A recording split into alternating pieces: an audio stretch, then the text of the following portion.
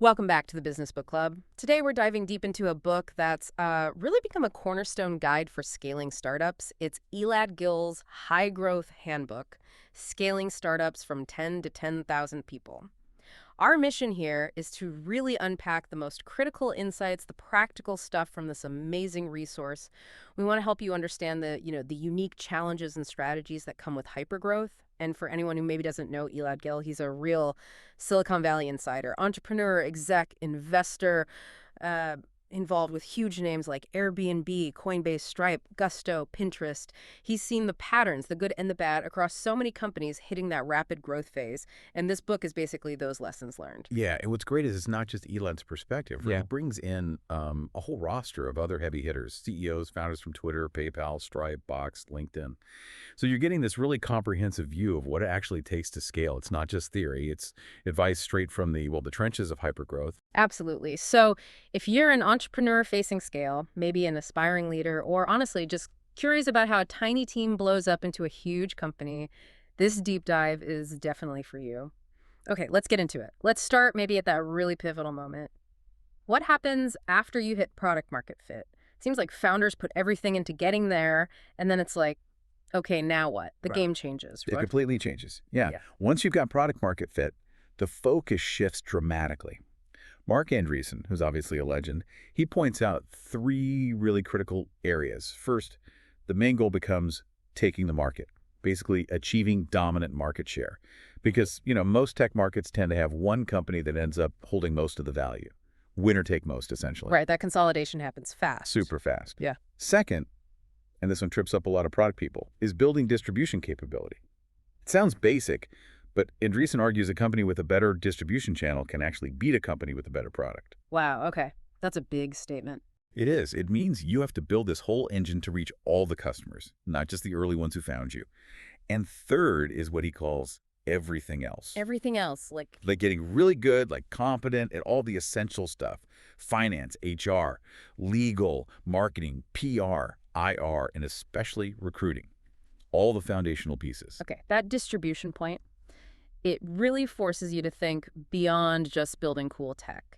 And Andreessen has some pretty counterintuitive advice on pricing too, doesn't he? Oh, yeah, absolutely. He's very forceful on this. Raise prices, raise prices, raise prices. Seriously, why? Doesn't that slow things down? You'd think so, but no. He says it does two key things. First, it tests your moat. If customers still pay more, your product is truly essential. That's your proof. Second, and this is the kicker, higher prices actually fund more aggressive sales and marketing. So kind of paradoxically, charging more can lead to faster growth and capturing the market quicker. Higher prices equals faster growth. Yeah. That's definitely a nugget to chew on. He also talks about M&A, mergers and acquisitions, as something startups don't use enough. Right. We usually think M&A is for the big guys, the mature companies. But he points to Google and Cisco. Historically, they were built through lots of smart, aggressive acquisitions early on. So it's a tool for speed. Exactly. Yeah. Speed up your product roadmap, grab amazing talent, make strategic moves fast. And speaking of product, for R&D, Andreessen actually dislikes those rigid budget frameworks. Like the old Google 70-20-10 rule. Yeah, stuff like that. He says instead, focus on having great product pickers, people who can really envision new stuff and great architects to build it, and organize them in small, flat, autonomous teams, like 2 pizza teams.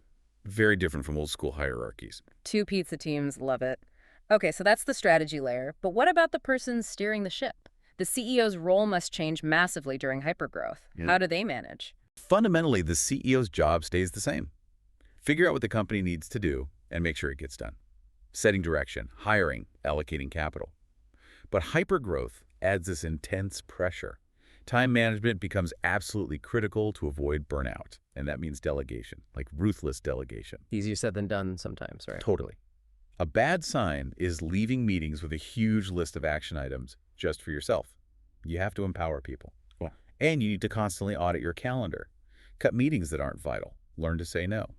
Claire Hughes Johnson at Stripe, she even creates these working with me guides. Working with me guides, what's that? It basically spells out her communication style, what makes her impatient, where she needs to be involved. It just streamlines interactions, makes things clearer for everyone working with her, less guesswork. Ah, that's a pretty structured approach for clarity. Interesting. And speaking of structure, the org chart itself, that must be constantly shifting too. Oh, constantly. It's all about pragmatism. There's no single right structure that works forever. When you're scaling that fast, you're essentially running a different company every 6 to 12 months. Wow, every 6 months. Yeah, so reorganizations, they're normal. They're necessary. The key is to do them quickly, communicate them clearly, and don't let them turn into big political debates. That just wastes time. Ruchi Thangvi from early Facebook and Dropbox talks about using Band-Aid roles. Band-Aid roles. Yeah, putting trusted people temporarily into critical gaps like running, recruiting, or marketing, just until you can hire a proper permanent exec. It keeps things moving. But she warns the biggest mistake is waiting too long to hire that permanent person. That's where things can really bottleneck. Right. The Band-Aid needs to come off eventually. So it's like building scaffolding that keeps changing. Yeah. How does the CEO stay connected when the team is exploding in size? Good question. Regular one-on-ones with directs are key, obviously. Weekly staff meetings for the exec team, especially once you're past, say, 30 people, just for alignment. But crucially, skip-level meetings. Meeting with people who aren't your direct reports. Exactly. It keeps you plugged into the rest of the org. You can spot rising talent, get unfiltered ideas, hear things middle managers might filter out, intentionally or not. It bypasses information silos. That makes a lot of sense. Okay, let's shift to hiring. This seems like maybe the most critical function when you're growing like crazy. How do you get the right people, especially executives? Yeah, hiring execs is famously hard for first-time founders. Keith Rabois has some pretty blunt advice here. He basically says, give yourself permission to screw up sometimes. Permission to screw up hiring an exec? That sounds risky. It does, but his point is about speed. He suggests acting when you're maybe 70% confident, not waiting for 100%, because otherwise you lose great candidates while you're deliberating. They get snapped up. Okay, so bias towards action. What should you look for then? Key traits are real functional expertise, obviously. Can they actually do the job? Can they build and manage a team? Are they collegial, good communicators? And can they think strategically? Rabois also says you should know if an exec is working out within 30 to 60 days. That fast. Yeah. And ideally, you only make one clear mistake at the exec level every 18-24 months. It sets a high bar, but emphasizes the importance and the need for quick course correction if needed. Wow. Bold philosophy. What about bringing in a COO, a chief operating officer? When does that make sense? Aaron Levy from Box hired one early. His view is the CEO's job is making the company succeed, not doing everything personally. A COO can be a huge help, especially for a product-focused founder. They can take over operations, sales, finance, HR, letting the CEO stay focused on product and vision. So it depends on the CEO's strengths. Totally. It's a highly variable role, depends on the gaps. But it's interesting, Gil also pushes back on the myth that co-founders always need to be equal partners. Yeah, he points out many huge successes. Amazon, Apple, Facebook often had one dominant co-founder. So that whole equal partners thing isn't necessarily the only way or even the best way sometimes. That definitely cuts against the grain of standard startup advice. Yeah. Okay, so you're hiring fast, maybe bringing in a COO. How do you maintain the right culture and build diversity while moving at warp speed? The advice here is crystal clear. Never, ever compromise on hiring for culture fit. Every founder Gil quotes who did regrets it massively. So how do you build it? Strong filters in hiring, constantly talking about the values, rewarding people who live them. It has to be intentional. And on diversity, Joel Emerson from Paradigm makes a strong case. It's not just a nice to have. Diverse teams are actually better at analytical thinking, complex problem solving. They lead to more innovation because you have fewer blind spots. What gets in the way?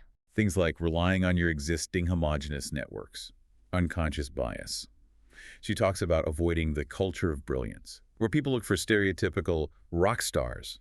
Solutions involve structured interviews, making sure interviewers focus on specific areas, not just gut feel, and creating what she calls ambient belonging. Ambient belonging. I like that phrase. What does it mean? It's all those small signals in the office environment, the decor, the snacks, the way meetings are run, that subtly tell people whether this is a place where they belong or not. It's often overlooked, but really important for inclusion. Absolutely crucial details. What about the folks who were there from the very beginning, the old-timers? How do they fit into this rapid scaling? It's mixed. Some early employees scale incredibly well.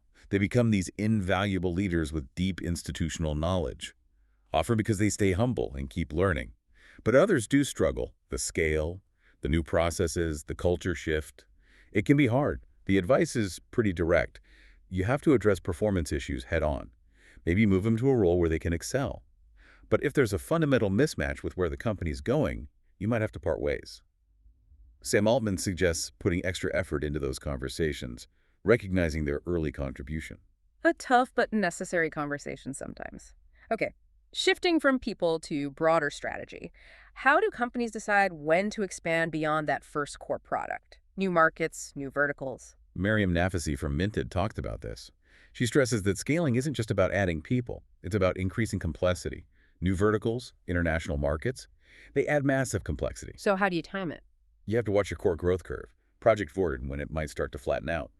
Then, you layer in the new initiatives early enough so they're mature enough to pick up the growth baton when the core slows. Like planning ahead for the next S-curve. Exactly. And she says, hire GMs, general managers, for these new areas who are really collaborative and entrepreneurial. Avoid the ones who just want to build their own little kingdom or island. Makes sense. It's like financial planning, but for your product lines. Speaking of finances, what about technical debt? That must pile up like crazy during hypergrowth. Oh, it's unavoidable. Speed often means cutting corners, technically. Minted's approach was interesting. Communicate the why behind company strategy to engineers, even give them finance classes on ROI so they understand the trade-offs. Giving engineers finance classes. Yeah, so they can help prioritize tech debt reduction based on business impact and actively measure the results. Nafisi also have this great framework for hiring seniority. We can call it the Nafisi framework. Okay, the NAFSI framework. What is it? Hire senior people for the hidden areas, things the CEO can't easily see or evaluate, like deep engineering architecture. But for visible areas, like maybe design or merchandising, where the quality is immediately obvious, you might be able to start with more junior talent. I love that. So practical. All right, let's talk actual money. Raising capital, valuation. What should founders know? Well, the book mentions that reaching a $500 million to $1 billion valuation is often when founders and early folks start thinking about selling some secondary stock, getting some liquidity. Taking some chips off the table. Right. And it's become more acceptable now for founders to sell maybe up to 10% of their stake just to relieve that personal financial pressure. It wasn't always seen that way. But then Naval Ravikant from AngelList throws in a curveball. He asks, are companies raising too much money? Too much money. Isn't more always better? Not necessarily, he argues. Too much capital can make companies sloppy, less disciplined. They might spend it unwisely, lose focus.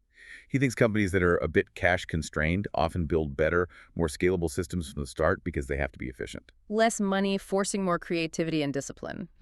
That's definitely food for thought. Challenges the typical VC narrative. Finally, what about the bigger picture? Startups' role in society, navigating downturns. Hemant Taneja, who wrote Unscaled, argues that the old scale at all costs mantra sometimes broke things in important areas like healthcare, education. He pushes for startup social responsibility right from the beginning. What does that look like? Being empathetic, transparent about algorithms, working with policymakers, not just fighting them, building trust. And for downturns, the advice is pretty consistent across the board. Focus on cash. Aim for like 3 years of runway if you can. Watch every penny. Push towards profitability. And be super open with your team about the situation. Honesty is key in tough times. Absolutely. And downturns, while scary, can also be opportunities. You can often hire incredible people when your competitors are cutting back or struggling. I always look for the silver lining. And Gil ends with some fun, memorable things to just say no to, right? Some cautionary tales. Yeah, these are great. Like, say no to Google's infamous envelopes full of cash bonuses back in the day, apparently. It led to muggings. Yes. Or say no to automatically pursuing a China strategy. It's often a massive money put for U.S. tech companies. Say no to buying giant chrome pandas, symbols of just wasteful spending. Or maybe the darkest one, say no to putting out pool tables right when you're doing layoffs. Grim symbolism there. Just small examples, but they point to bigger issues of culture and financial discipline. Wow. Those are vivid warnings. Okay, this deep dive into the High Growth Handbook really feels like a masterclass in scaling. We've hit on so much strategy after product market fit, org agility, hiring, culture, social responsibility. It's clearly about way more than just growth numbers. Definitely. The big takeaways for me are really prioritize distribution. Don't just focus on product. Be incredibly intentional about your culture from day one. Master delegation. Be pragmatic and ready to change your org structure often. And remember, that journey from 10 people to 10,000, it's messy. It's less about perfection and much more about adapting, constantly learning from mistakes and making tough calls quickly. So for you listening, the ambitious entrepreneur out there, what does this all mean? I think it means successful scaling isn't just about getting big fast. It's about building something that lasts, an enduring company, one with purpose that understands its own complex, shifting dynamics and has the resilience to keep learning and adapting through all the chaos. It's about building something meaningful. Thank you so much for joining us on this deep dive. If you found these insights valuable for navigating your own growth journey, definitely subscribe to the Business Book Club. We bring you more expert-led explorations of essential business books just like this one. We'll be back soon with another fascinating read. Now, that's a wrap for this episode of the Business Book Club. If you enjoyed the ride, make sure to subscribe so you'll never miss our next deep dive. Got a favorite business book you'd love us to explore? Let us know. We're always up for a good read. And hey, don't keep all these insights to yourself. Share this episode with a fellow book lover or your work buddy who's always looking to level up. Until next time, keep learning, keep growing, and we'll see you in the next episode.